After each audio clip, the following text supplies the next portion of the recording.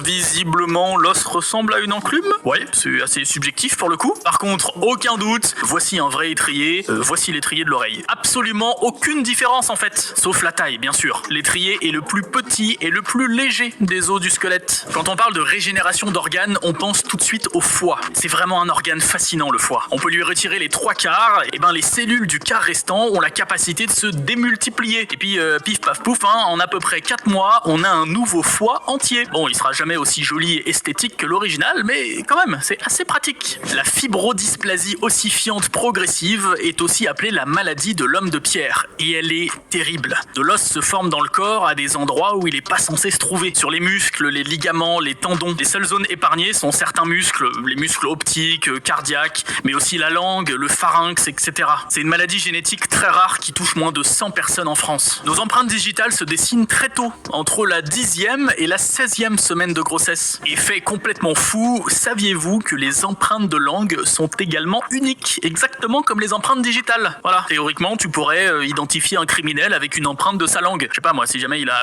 léché une fenêtre ou un truc... Écoutez, moi je suis pas professionnel, d'accord, je propose des idées, c'est tout. En 2017, des chercheurs ont fait une étude au Bangladesh pour essayer de savoir si tourner la tête vers la droite pour embrasser, c'était inné. Alors, déjà, si je peux donner mon avis, il y a peut-être des sujets d'études un poil plus urgents que ça, mais bon, certes. Le résultat, c'est que, pas vraiment. Environ 2/3 des gens tourneraient la tête vers la droite pour embrasser, mais est-ce que ça a un rapport avec leur main dominante, leur culture, leur sens de lecture, ou encore avec la position de la tête quand ils étaient encore que fœtus? Bah ça, ils savent pas trop. Je vous laisse le lien vers la recherche en description si ça vous intéresse. 25% de votre cholestérol se trouve dans le cerveau. Alors attention, on parle de bon cholestérol, celui qui permet à la myéline d'isoler les axones et ainsi de favoriser le passage des informations. Partez pas, je vous explique. Donc voici un magnifique neurone dessiné d'une main de maître comme vous le voyez par William. Quel talent William. Les axones, ce sont les prolongements qui lient les neurones entre eux, juste là. Et ainsi, ils permettent au signal électrique de passer de l'un à l'autre. Bon, jusque là ça va. La myéline, c'est l'isolant tout autour,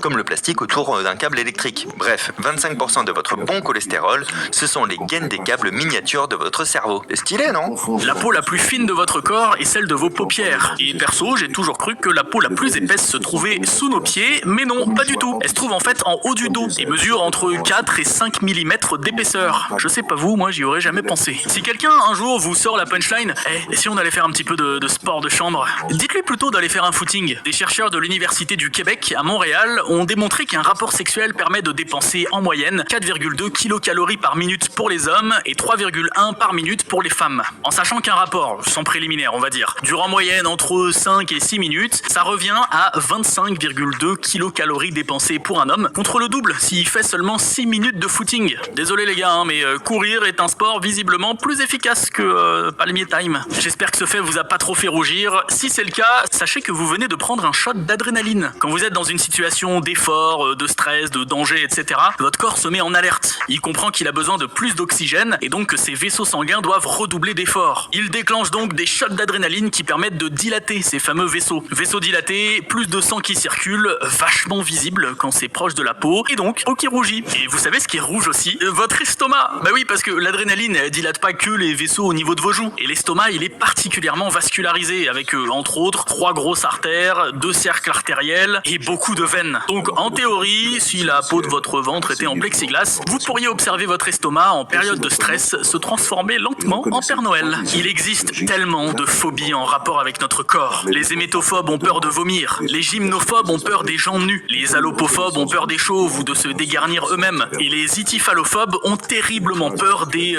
palmiers en érection, y compris le leur en plus quand il s'agit d'hommes. C'est assez insolite, mais ça doit pas être très fun au quotidien. La partie la moins sensible du corps, quelle est-elle selon vous? Je prends les paris, le lobe de l'oreille, non. La peau du coude, non plus. Le sif, non mais quoi? Non mais évidemment que non. Bon allez, je vous le dis, le dos. Vous attendiez pas à celle-là, En fait, le cortex somatosensoriel, la partie du cerveau qui s'occupe des sensations avec la surface du corps, n'est pas beaucoup relié au dos. Donc on ressent pas autant de sensations au toucher que, je sais pas, sur les bras par exemple. Être aveugle, sourd ou muet sont des troubles des sens très connus. Mais il en existe aussi avec notre odorat. Des gens ne sentent aucune odeur. Ils souffrent alors d'anosmie. L'inverse existe aussi, avoir un odorat hypersensible s'appelle l'hypérosmie. Il y a même un cas particulier, un cas assez extrême, la phantosmie, qui provoque des hallucinations olfactives.